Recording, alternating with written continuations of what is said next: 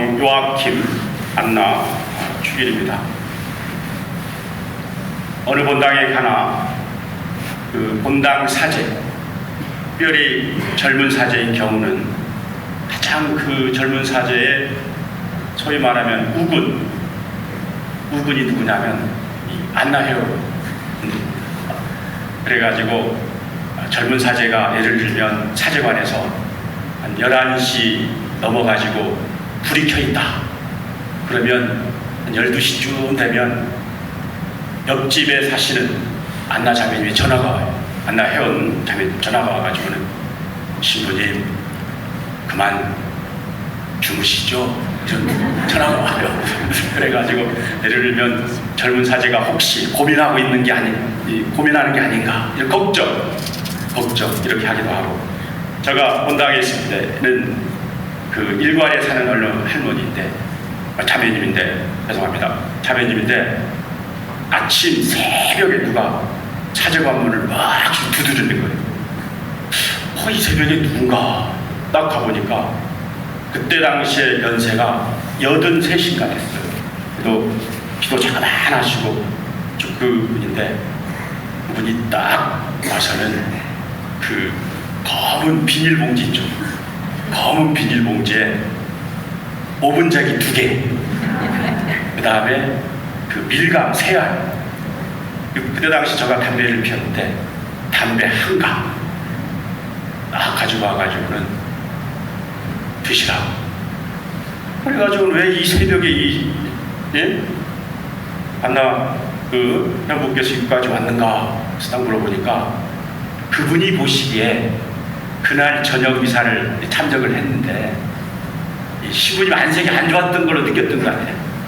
그러니까 이 젊은 신부가 무슨 또 이게 있는 게 아닌가 해가지고는 본인 나름대로 집에서 걱정하면서 그냥 신부님을 위한다고 가져온 게 그거였어요. 결국에는 그분하고는 제가 노영성당 있을 때까지 인연이 닿아가지고 손잡고 다니기도 하고, 그리고 항상 기도하는 그런 게 있는데, 어쨌거나 그 연세 드신 분은 그런 그 어머니와 같은 마음이 있는 것 같습니다. 그래서 항상 우리 본당에, 항상 그 본당에, 그래도 그 본당을 그 본당답게 하는 것은 여러 활동하시는 분들도 있지만, 그러나 뒤에서 기도하시는 분들의 어떤 기도, 그리고 마음을 이렇게 쏟아주는 이 정성, 그 정성이 본당을 이렇게 하는 게 아닌가 그런 생각을 합니다. 오늘 우리 안나 회장님도 오셨는데, 우리 문주교님 어머님도 오시고 또 우리 안나 회원분들도 오셨는데, 우리 이분들을 위해서 우리 박수를 보내주시기 바랍니다.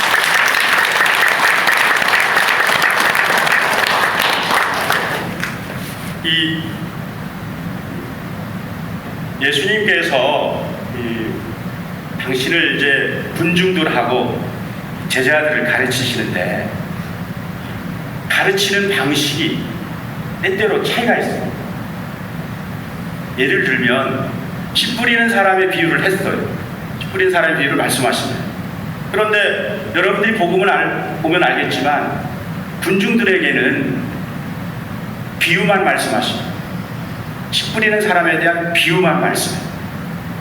그런데 제자들에게는 어떻게 합니까?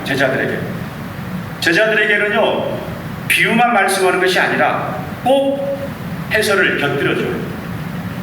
그래가지고는 그 제자들이 씨 뿌리는 사람의 비유의 뜻이 제대로 무엇인가를 깨달아 알도록 도와줍니다. 그래서 이 차이가 도대체 어디에 있는 것일까? 왜 당신에게 이렇게 오는 군중들에게는 비유만 이야기하고, 그리고 제자들에게는 자세한 해설을 곁들이는 것일까? 거기에는요, 이유가 있습니다. 첫째, 군중들에게 비유만 이야기하는 이유는 오늘 복음에도 나왔지만 그들이 보아도 보지 못하고 들어도 듣지 못하기 때문이다. 달리 이야기하면 이 군중들은 예수님에 대한 신앙이 부족해요. 그러니까 자기가 듣고 싶은 것만 듣습니다. 그리고 자기가 보고 싶은 것만 노력이에요. 그래서 언제든지 이 자신의 이해관계로 그들의 믿음의 유무가 달라집니다.